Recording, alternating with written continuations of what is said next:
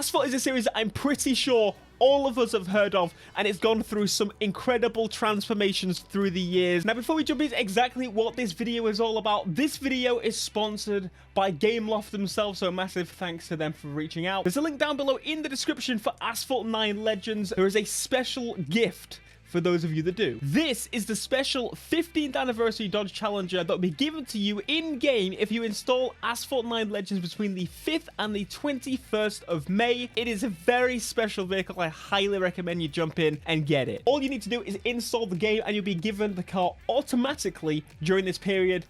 It makes sense. Jump in, get yourself a nice looking Dodge Challenger with a special wrap. What we're going to do right now is play the very first Asphalt game available, Asphalt Urban Gt, and as you can hear, very classical game. We're gonna jump in. Oh, cheeky look, just used the boost before we set off. Brilliant. I'm clearly professional gamer man over here, but jumping in with the very first game, this is what games used to be like. We used to play it and it used to look incredible.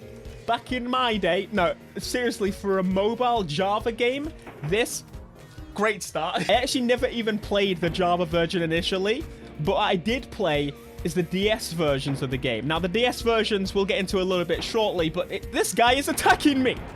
I'm a boost out the way. Excuse me, sir. Crazy tunnel for you here. At 6th place. Boost, baby. Take past the other limit. Wait, is that the police? The police. There's police. What? I had no idea there were police in this game. That's incredible. That's one lap. And we're still being mangled by this cop. Can we just take him out? Come on!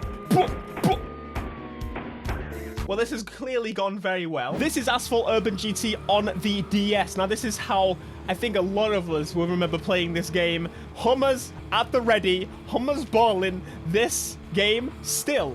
For a DS game, the DS didn't have a massively high resolution.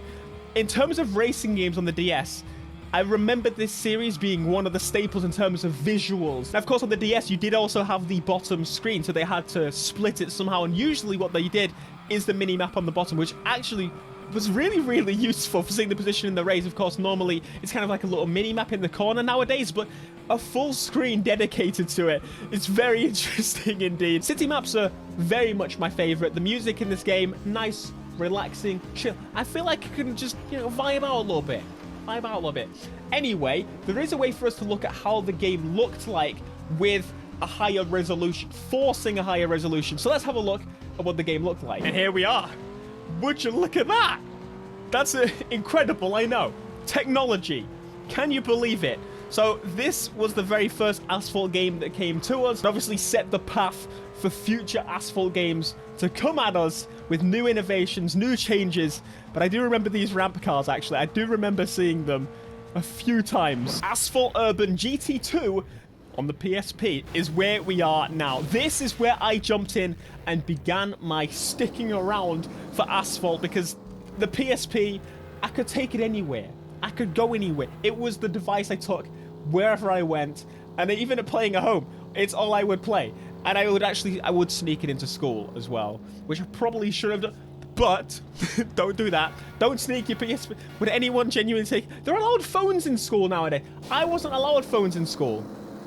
Anyway, Asphalt 3 Street Rules is one I actually didn't play and still clearly holds up to this day. Honestly, the textures of the mountains and stuff, the low resolution, of course, we're back on mobile, Java mobile, should I say. But the textures of the mountains and the, in the distance really, really do impress me, considering the limits of mobile storage would have had an insane wall on what could be achieved. But clearly they have pretty darn good results, and they knew what they were doing when it came to developing Java games. Obviously they had some time to development and taking out police cars. Clearly I'm just really bad and I thought those Mini Coopers were about Asphalt Elite Racing. Do you remember this one? This was the first game to come to iOS, which means bringing it to the iPhone, which definitely dipped its toes in the beginning of where it would destroy everything else. Let's be honest with you. So amazing looking back.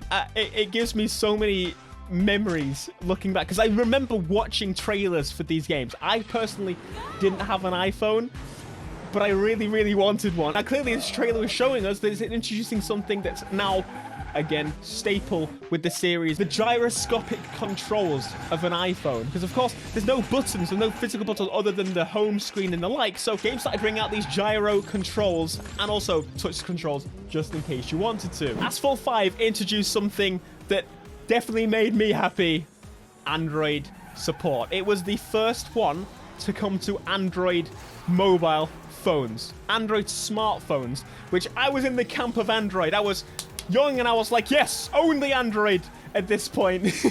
So to me, this was great because now I could play Asphalt on my device of choice. They were just piling on the devices. Part of me wishes that I kept my first Android phone because I loved it. It was a flip-up phone almost. But Asphalt 5, jumping into Asphalt 6, this was actually the last game that was on Java phone. So they continue to make them up until this point, which is just amazing. That's one of the main things I've always loved about the Asphalt series, is the fact that they support their platforms like crazy. When maybe everyone else has stopped, they still make versions for those people just in case. And I appreciate that. Asphalt 7 is where the visuals started popping to me. This is, I was like, oh, is this still mobile? This surely still can't be mobile. This is very impressive. This version of the game was actually brought to Windows Phone, and I know that because my mum installed it. One of the major changes that Asphalt 8 brought was the aerial stunts, which is just ridiculous. Ridiculous, but it also in hand introduced this.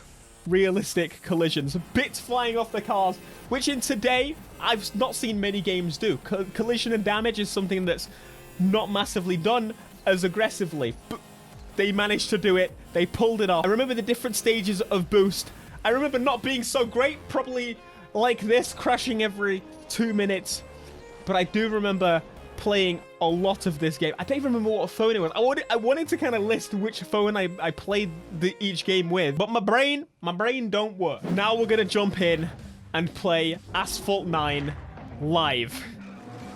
Jumping into a LaFerrari too. I don't mind if I do. So Asphalt has come an incredible long way, and it's actually this version of the game I'm playing on PC. It's also available on Nintendo Switch, and of course there's mobile versions as well. Right, let's get it.